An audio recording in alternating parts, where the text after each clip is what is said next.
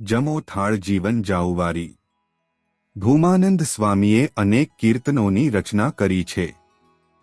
એમણે રચેલું થાળનું પદ જમો થાળ જીવન જાઉવારી સંપ્રદાયના હજારો ઘરો અને મંદિરોમાં બપોરે ભગવાનને ભોગ ધરાવતી વખતે અવશ્ય ગવાય છે। થાળના આ પદની રચનાનો ઇતિહાસ પણ અનોખો છે। સંપ્રદાયના ઉદ્યકાળે ભગવાન સ્વામિનારાયણના સંતોને અપાર કષ્ટો સહેવા પડતા। ધર્મના સ્થાપિત હિતો દ્વારા સંતોની ભારે સતામણી થતી। ક્યાંક આદર મળતો તો ક્યાંક ભારે અનાદર થતો। બાવા સાધુની લાકડીઓનો માર પડતો।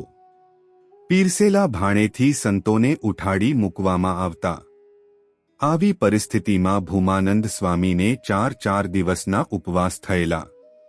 જનહિત માટે જ વિચરણ કરતા આ ક્ષમાના સાગર સંતનું શરીર લથડિયા ખાતું હતું।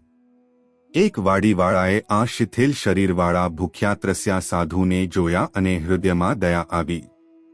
એણે સ્વામીને થોડો ઘઉંનો પોંક આપ્યો। 4 દિવસના ઉપવાસ પછી મળેલો પોંક આરોગતા પહેલા સ્વામી આંખો મીંચી શ્રીહરિની માનસી પૂજા કરવા લાગ્યા। હતો તો માત્ર પોંક પણ જાણે 32 ભાતના ભોજન અને 36 ભાતના વ્યંજન હોય એમ સ્વામીએ અતિ હેતથી મનોમન શ્રીહરિને પોંક અર્પણ કર્યો। પોંક અર્પણ કરતી વખતે આ સંતકવિના હૃદયમાં સહજ સ્ફૂર્ણાથી થાળના જમો થાળ જીવન જાઉવારી પદની અમર રચના થઈ। આ પદ હજારો ભક્તોના હૈયામાં ભક્તિમાર્ગનું પોષણ કરનારું થઈ ગયું।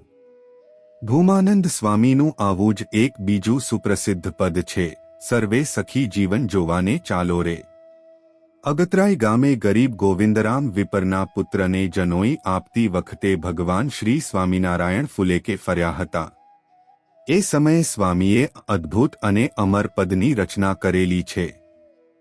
ઘેરે ચાલી આવ્યા બ્રહ્મમોલવાસી રે, જેને કહે છે અક્ષરાતીત અવિનાશી રે।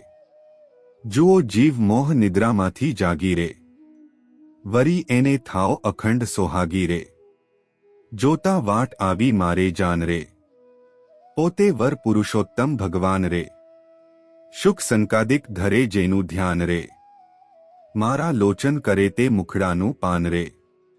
એની સર્વે દેખી અલૌકિક રીત રે, ચોટ્યું મારું સુંદર વરમાં ચિત્ત રે। હથે વાળો હરિ સંગાથે મેં કીધો રે, ભૂમાનંદ કહે જન્મ સુફળ કરી લીધો રે। જય શ્રી સ્વામિનારાયણ।